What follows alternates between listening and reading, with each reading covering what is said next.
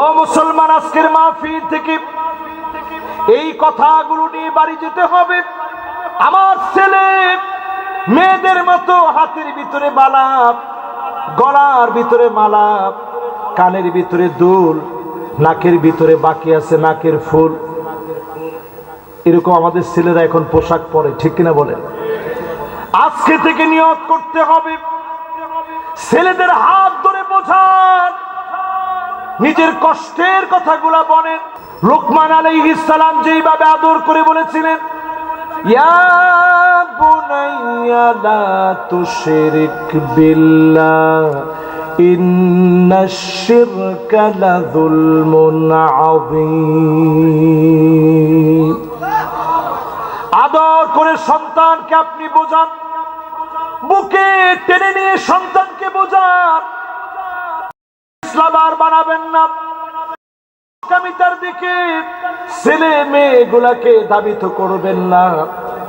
আজকে এত জঘন্যতম অপরাধে ছেলেরা এখন লিপ্ত হয়ে গেছে। ছেলে হওয়ার পরেও বুড়ো প্লাগ করে। কি করে? বুড়ো প্লাগ করে। মেয়েরা দেখবেন প্যান্ট শার্ট পরে, অথচ যেই মেয়েটা প্যান্ট শার্ট পরলো কিয়ামতের দিন লা ইউকাল্লিমুহুমুল্লাহ ওয়া লা ইউযাক্কিহিম ওয়া লা ইয়ানজুরু ইলাইহিম, আল্লাহ তার দিকে তাকাবেন না, কথা বলবেন না, দয়া দেখাবেন না। আচ্ছা বলেন তো, আল্লাহ না তাকাইলে সেদিন যাওয়ার কোনো উপায় আছে? সেই দিন জান্নাতের সামনে দাঁড়ায় অনেক জান্নাতীর চোখে পানি থাকবে। আল্লাহ পাক সেদিন বলবে, গোলাম একটু পরে তুমি জান্নাতে প্রবেশ করবে, তোমার চোখে আজকে পানি কেন? লোকটা বলবে, আইনা উসরাতি,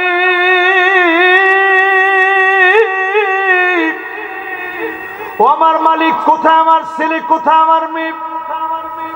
আদরের ছেলে মেয়েকে একটা নজর দেখতে পায় নাই। আল্লাহ বলবে, গোলাম এখনই হাজির করতেছি।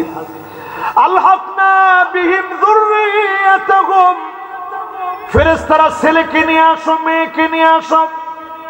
সেদিন তাকায় দেখবে ছেলের গায়ে জাহান্নামের পোশাকটা পরানো। অনেকে তাকায় দেখবে মেয়ের গায়ে জাহান্নামের পোশাক পরানো। চিৎকার মেরে বলবে, আল্লাহ ছেলের গায়ে জাহান্নামের পোশাক কেন, মেয়ের গায়ে জাহান্নামের পোশাক কেন? আজকে যদি আপনি সিদ্ধান্ত নিতে পারেন, আপনার ছেলে মেয়েকে যিনি জান্নাতি হিসাবে কবুল করবেন তিনি কে? কি সিদ্ধান্ত নেবেন? ছেলে মেয়েকে, ছেলের পোশাক ছেলে পরবে, মেয়ের পোশাক মেয়ে পরবে।